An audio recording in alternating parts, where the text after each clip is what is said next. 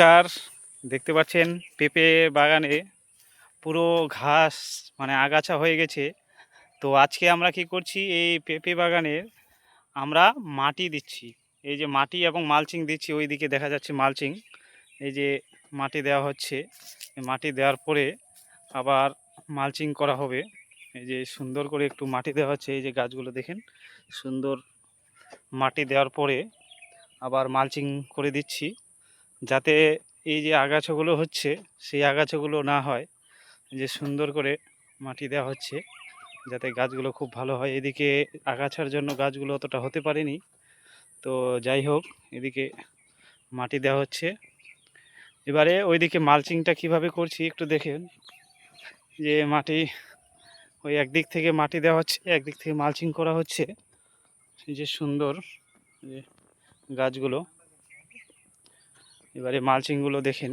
এই সাইডের গাছগুলোর একটু গ্রোথ ভিডিওর প্রথম থেকে এর আগেও বলা হচ্ছে যে মালচিং বেছানো হচ্ছে পদ্ধতি। মাটি দেওয়ার পরে এই যে মালচিং, এটা যদিও এখনও ভালো করে পুরোপুরি সুন্দরভাবে দেওয়া হয়নি মালচিংটা। এই মালচিংটা আবার মাটি দেওয়া হবে।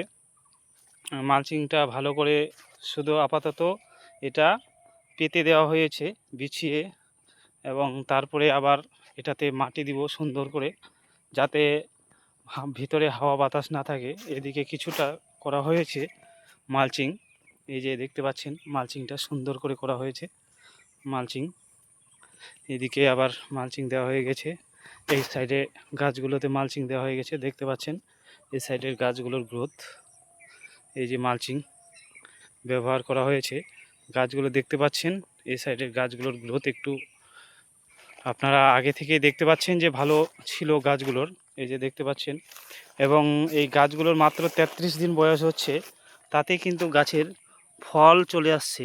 গাছগুলোর মধ্যে কিছু কিছু গাছে ফল দেখতে পাওয়া যাচ্ছে, ফুল ফল। এই যে এই গাছটাতে দেখেন একটা ফল দেখা যাচ্ছে, ফলের কুড়ি। এই যে গাছটা দেখতে পাচ্ছেন, এই যে এটা ফলের কুড়ি চলে আসছে। এটা কুড়িটা দেখতে পাচ্ছেন ফলের, যে ফল চলে আসছে গাছগুলোতে, সুন্দর একদম হয়েছে। আরও হয়েছে, আরও দেখছি, চেষ্টা করছি আরও ভালো করার।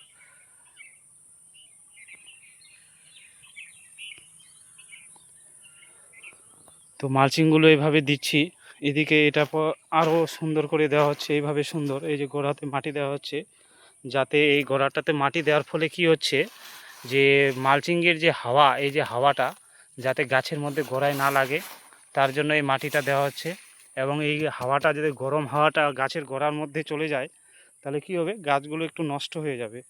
এই জন্য গাছের গোড়াতে ভালো করে মালচিংটা একদম ইয়ে করে দিচ্ছি, বন্ধ করে দিচ্ছি, যাতে হাওয়া না আসতে পারে। যে দেখতে পাচ্ছেন প্রত্যেকটা গাছেই আমরা মাটি দিয়ে দিয়েছি, যাতে ভিতরের যে গরম হাওয়াটা মালচিংয়ের, সেটা ওই গাছের গোড়ায় না লাগে। তার জন্য প্রত্যেকটা গাছেই আমরা মাটি দিয়ে দিয়েছি গোড়ায় গোড়ায়। এদিকে গাছটা কাজ পুরো হয়নি, ফাঁকা করে রেখে দেওয়া হয়েছে। এটা আবার মাটি দেওয়া হবে। এই সাইডে কাজ চলছে, ওই যে ওইদিকে মাটি দিচ্ছে। আর এদিকে আমরা মালচিং করছি, যে একধারে মালচিং করছি, একধারে মাটি, একদিকে এইভাবে করে সুন্দর করে মাটিগুলো দিচ্ছি আমরা ধীরে ধীরে ধীরে ধীরে। তো কেমন হচ্ছে কমেন্ট বক্সে আপনারা জানাবেন, যে আমাদের মালচিং পদ্ধতিটা ঠিক হচ্ছে কি হচ্ছে না। যেহেতু এটা যদি আমরা মালচিংটা শুরুতে করতাম, তাহলে সুবিধা হতো বেশি ভালো। কারণ যেহেতু আমরা আমাদের গাছগুলো একটু বড় হয়ে গেছে, এবং আগাছা এত জন্মাচ্ছে যে সেগুলো আগাছাগুলো পরিষ্কার করা যাচ্ছে না। তার জন্য এই মালচিং পদ্ধতিটা করা হচ্ছে। তো মালচিংগুলো কেমন বিছানো হচ্ছে আপনারা অবশ্যই কমেন্ট বক্সে জানাবেন। তো আমাদের এইভাবে মালচিংগুলো দেওয়া হচ্ছে, দেখতে পাচ্ছেন এই গাছের গ্রোথটা মাত্র 32 দিন বয়স হচ্ছে, 32-33 দিন। গত আমরা মে মাসের 4 তারিখে 3 তারিখে লাগিয়েছিলাম এই পেঁপে গাছগুলো, এবং আজকে আপনাদের 8 তারিখ জুন মাসের। মোটামুটি 34 দিনের মতো বয়স হচ্ছে। তো গাছের গ্রোথ কিন্তু খুব ভালো রেজাল্ট পাওয়া গেছে। ঠিক আছে, কারো যদি পেঁপের গাছ লাগে অবশ্যই বলবেন। সকলকেই অসংখ্য ধন্যবাদ।